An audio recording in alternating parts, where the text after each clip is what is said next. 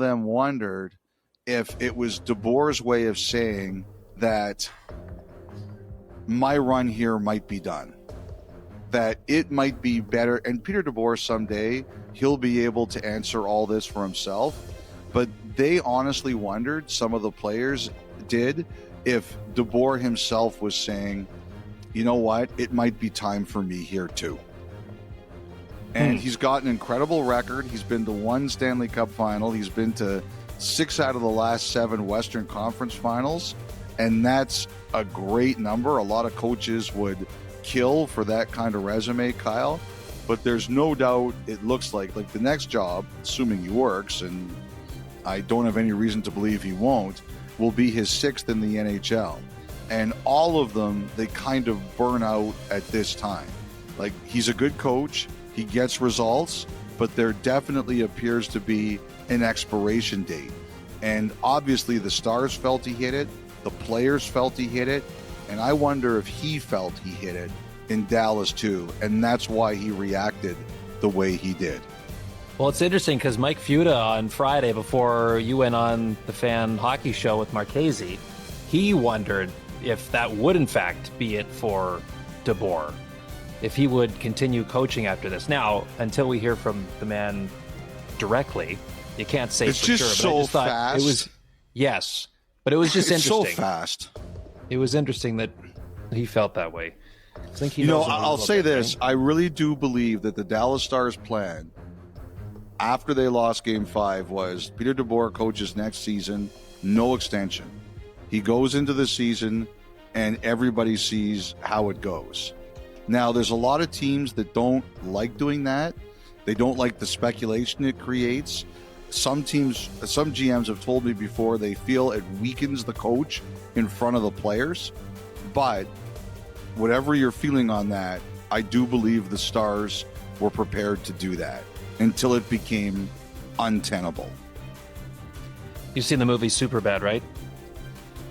I have friends who tell me that when they see the Michael Cera character in that movie, they're like, that's your high school autobiography.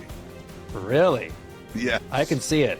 Well, because I'm thinking of the scene, remember when Michael Cera's in, they're in woodshop, and they're devising their plan, and Jonah Hill's like, what are you doing, just drilling holes? He's like, yeah, last 2 weeks, F it.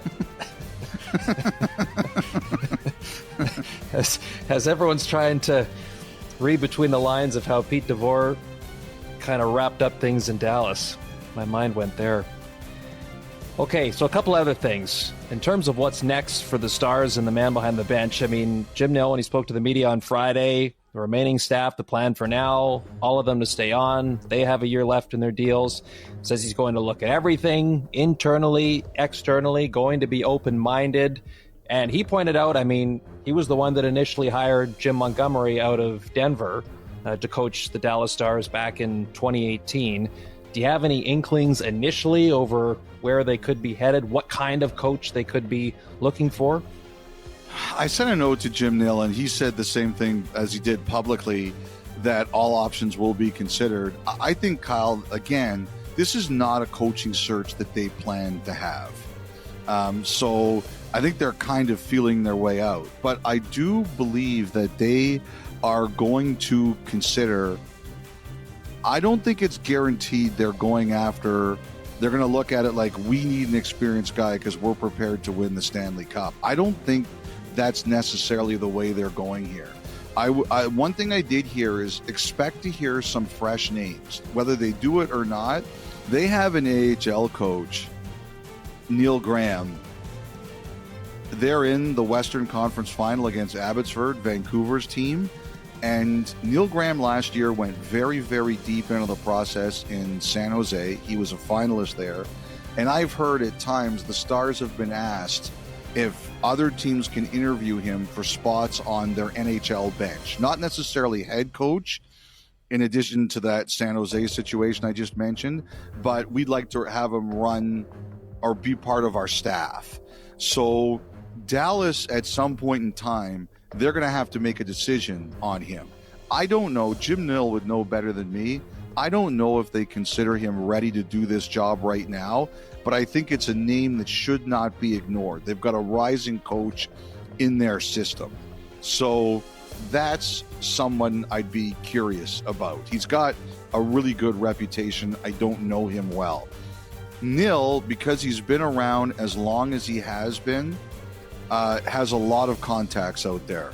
Todd Nelson has been on the Dallas bench before. Jay Woodcroft, who went deep into coaching searches in Pittsburgh and Boston. Obviously, Jim Nill knows him from their days together in Detroit. I'm going to give you another name here, and this is a name I think will be a contender in this conversation, and that is Glenn Gulutzan. Glenn Gulutzan has been the head coach of the Dallas Stars before. Remember, he coached them for 2 seasons, 2011-12 and 2012-13. Gulutzan then coached 2 years in Calgary, and he's been an assistant coach in Edmonton. I wouldn't be surprised if he is part of this process.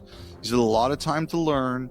He's in a visible position here running the Edmonton power play. You know, some people will joke. I remember I saw Mike Yeo at a coaching clinic once, and he was talking about the Pittsburgh power play, and the first thing he did, I really loved Mike Yeo for this. The first thing he did was he got up in front of everybody and he said, look, everything I'm about to show you looks better because I've got Sidney Crosby and Evgeny Malkin. But he talked about, but the funny thing about it was Yeo gave a really good presentation, not only on what they did, but how when you have 2 nuclear weapons like that, you have to still be able to explain to them why you might want to try things that they might not necessarily see and how to convince them of doing that. So Gulutzan, I just wouldn't be surprised, considering his history there and the visibility of his spot here, if he's someone that they talk to as part of this.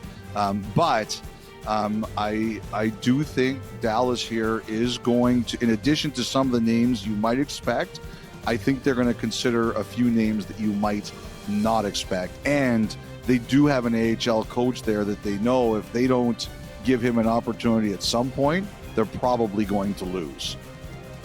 All right, just another thing on Dallas here, Elliot. It sounds like, listening to Jim Nill Friday, that there's a path for bringing Jamie Benn back. I mean, the fact that he's going to be 36 in July qualifies for those 35-plus contracts that can be loaded with bonuses.